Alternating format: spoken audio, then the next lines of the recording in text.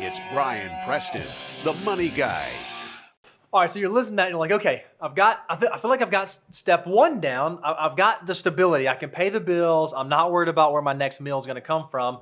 Then we move on to step two. Step two is strategy, meaning that your army of dollar bills has a plan. You are that great leader you're the field general for your army of dollar bills, where every dollar has a purpose, right, and you know you're saving exactly what you should be saving to be headed in the direction financially that you want to be successful with. But it was one of those things. We did a show recently, and we used the stat that only 35% of Americans have 3 to 6 months or more saved in an emergency fund. Yeah, what I think is so remarkable about that is if you've listened to our order of operations show, or if you listen to the show where we talked about the baby steps, this is like step one. This is like getting out there, step 1 or 2, depending on where you are in the process of getting your emergency fund in place. Well, if there are 35% of Americans who have not done this, what that tells me is at least 35% of Americans have not moved past the financial stability point. They are not at the strategy point yet. Well, and that shows me if you don't have cash reserves, you're probably not saving for your future. That's so right. You're not a good field general in having a plan for every dollar in your army of dollar bills. And we have a stat on that. Is that if you look at what are overall savings rates, this is crazy for me. This is not only retirement, but this is money saved for emergency, money saved for other financial goals. 21% of Americans have saved nothing. Nothing. Zero. Paycheck to paycheck. So that's 2 out of 10 people absolutely broke. That's right. 20% have saved 5% or less a year. Yep. I mean, so you're quickly approaching half. 28% have saved between 6 to 10% a year. Mm-hmm. So that's getting better. 10% are saving between 11 to 15%. Only 16% are saving more than 15%. And we think that when it comes to saving, 15% should be kind of your starting point. That should be what you work towards, 15 to 25%. Only 16% of folks, only 1.6 out of 10 people are saving at least what they're supposed to be saving for the future. I look at it and people say, well, why, Brian, 15%, is a lot of money. Why do you think that's not enough? Remember, guys, pensions have gone extinct pretty much. Unless you work for the government, you don't see a lot of pensions.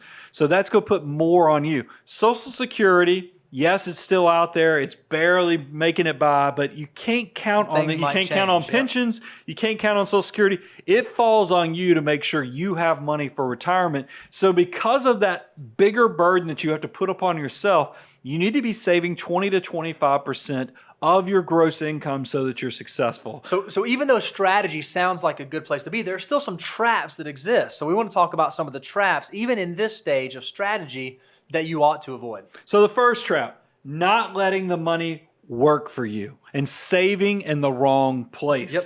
I mean, if you think about this, I just did a show recently on ripoffs that you need to avoid and salespeople and other things. Whole life insurance. I know I feel so bad because I know there's a lot of you guys that are in that poor trap of being a product salesperson. You're trying to figure your way out. You probably are selling whole life insurance, and you're in on the gig that you know that for every $5 that you spend on term insurance, it's probably costing $100 to buy that same level of protection with whole life. It's 20 times more expensive. That's horrible for you in the long term. And I think you even said that a 30-year-old that made that decision to buy the whole life instead of the term, we did some math on that. $35 a year at $100 a month, or $95 a month, that comes out to almost $300,000. That seemingly simple decision early on in life could make a $300,000 difference. And what we've seen is this isn't just choosing to put your money in the wrong place. It's also not choosing to put your money in the right place. Putting money in the mattress and just letting it sit in a savings account, not earning, not working, not growing for you, can be equally as much of a bad decision. I grew up in one of these households. I've told this story, but I think it's worth repeating because we have a much bigger audience, new people on YouTube that are tuning in, is that I grew up in a household where my parents were spectacular savers. Yep. Great discipline, great at the hardest skill set that you can have, which is saving money. But their idea of investing was cash, yep, CDs, basically just as safe as they possibly could. They perceived, what I say, and I'm using the rabbit ears, perceived as safe. What they didn't know that there was a thief that was coming in at night, which was inflation. That's right. And basically their money never had the chance to grow. And the purchasing power, this is where people who don't have means, don't have wealth, don't understand cash can actually sometimes be your enemy. You need it for liquidity, but if that is your long-term plan, the purchasing power for it is actually diminishing the longer you own this. So be very careful of that. And it's just so sad because they got the hard part right. The hard part is actually saving. The easy part is letting the money work for you, I think. And then, we talked about taking letting the noise of the world impact your saving strategies. Because there's a whole group of people. I talked about my parents being great savers, but there's a whole other group of people that probably have good behavior, but then they're letting, I'll tell you, I have one of my dearest clients and friends. He let this election screw him up. He listened to the news media, let them think, because we showed a headline recently on that there was all kind of people saying, they did it with Obama too, by the way. When President Obama won the election, people forecasted we were going to head into a recession, a bear market. And then what we had? We had 2013 come in right after, which was a great year. Same thing with President Trump. When he got elected, a lot of people were saying, oh my goodness, the financial markets are going to be jilted. It's going to be all kind of trouble. And if you let that noise take your eye off the ball and not make good decisions, it will be a trap for you financially. And here's a news flash that maybe you do or you do not know. The folks who are propagating that noise do not care about your future financial success. Their motivation is something very different than you making wise financial decisions. So don't let that be something that derails you in the strategy level. Yeah. So don't try to time the market. Don't try to pick specific investments. All that stuff is noise. It's going to take your eye off the ball. Focus on what you're saving, and then allowing yourself to be a victim of your own success and letting lifestyle creep, kind of kick in. This is where, as your discretionary income goes up, you're not creating some type of plan for your savings goals to also go up. Maybe someone's listening to this like, you know what? I just got my first job right out of college. I'm making $40,000 a year, and I'm going to start saving 15%, and I'm going to set myself up. Well, next year they get a pay raise, and the year after that they get a pay raise, and the year after that they get a pay raise.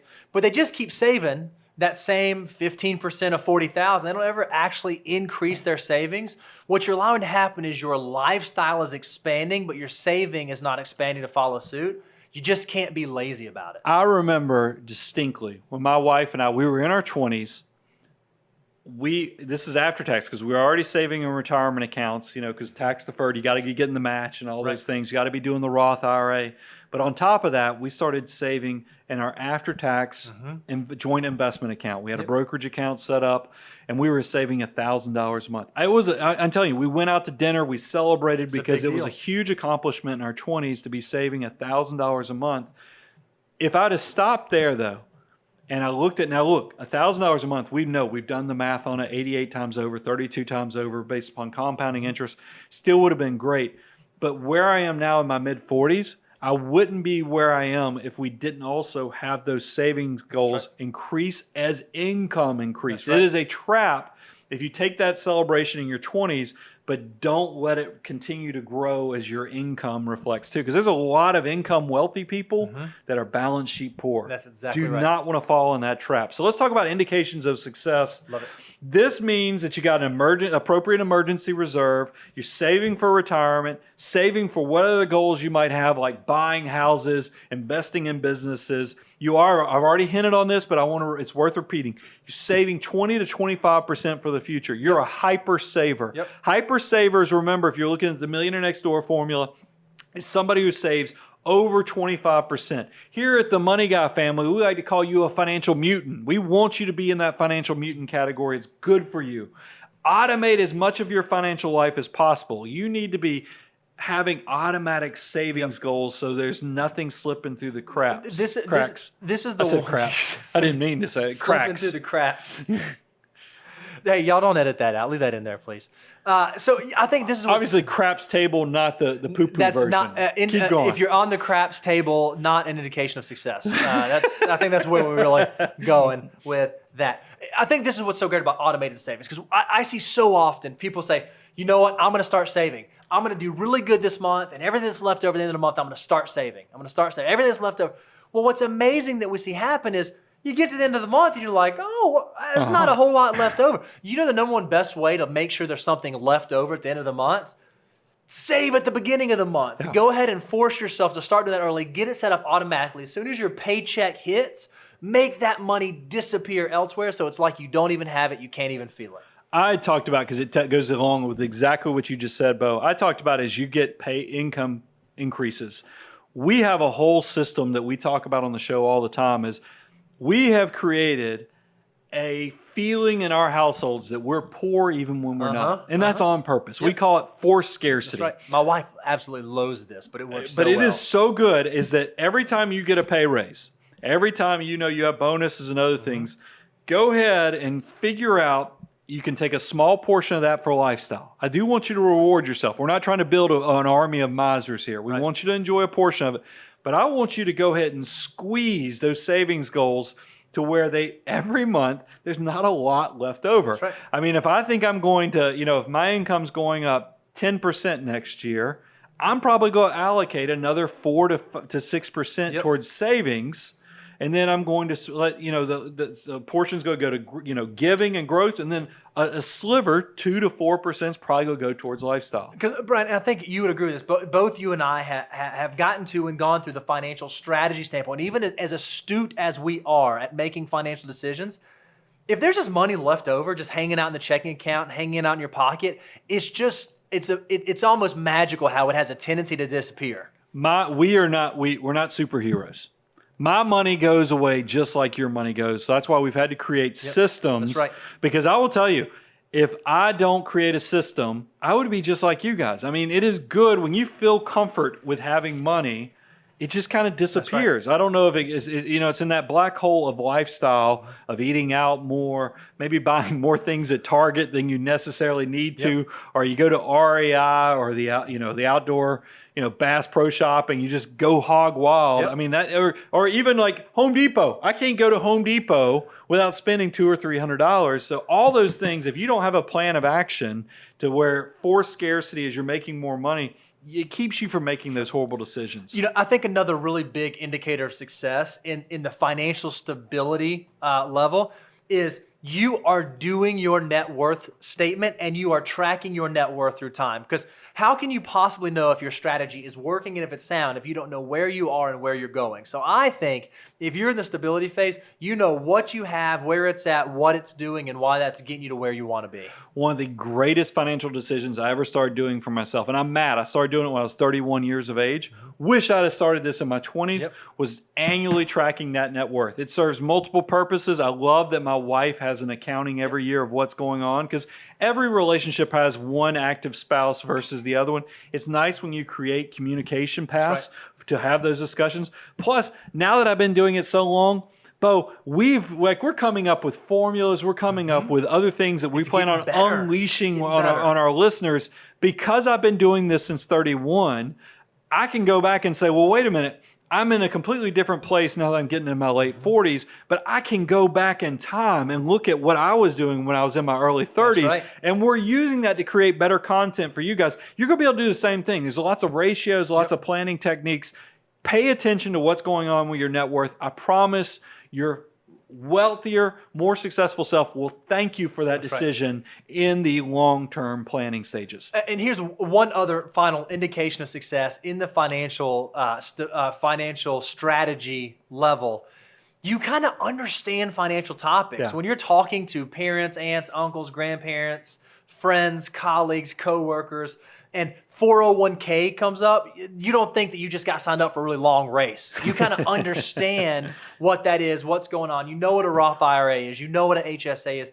If you're starting to understand what those things are and be familiar, there's a chance you might be in the financial strategy phase. It does not all seem foreign to you any longer. I always tell, because I loved it when I started picking up clients, I was like, my biggest goal for educating you is so that when you hear something from a guru on the radio or you read an article and then you go, oh, I'm already doing that. Yeah, because you understand beautiful. It also will protect you. It insulates you and inoculates you from becoming a victim or becoming that chump. We just recently did a show on being ripped off And you're not going to be ripped off if you inoculate yourself to understand what financial topics are. So go and just, that's why it's great that you're watching the Money Guy show.